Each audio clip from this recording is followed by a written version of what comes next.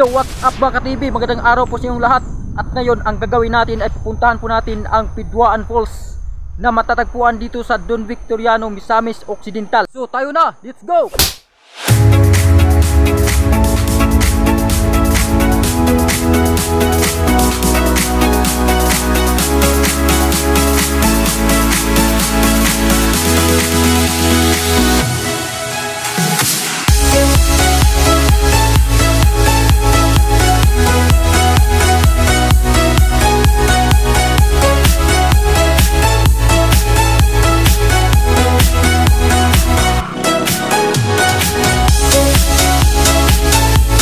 Ngayon, naglalakad nga pala tayo pupunta sa sa waterfalls. So ayun guys, meron na nga po pala silang mga cottages o ayan. Madami na po mga cottage. Ayan na mga ka-TV. Nakarating na din tayo sa tinatawag nilang Cortina Falls. Mga ka-TV, sabihin ko po sa inyo kung bakit nilagyan po yan ng ng cushion tip. Kasi po itong itong falls na ito ay temporary close po itong itong falls na ito. Bawal po tayo gumagala. Bawal po gumagala yung nasa malayo.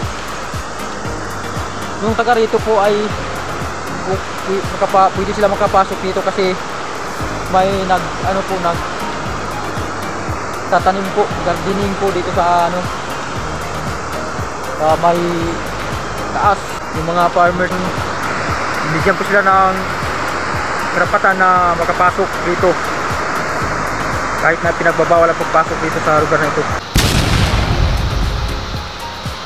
Yun lang po sa araw na ito mga ka-TV. Maraming salamat po at sana po paki-support po ng ating Facebook page natin.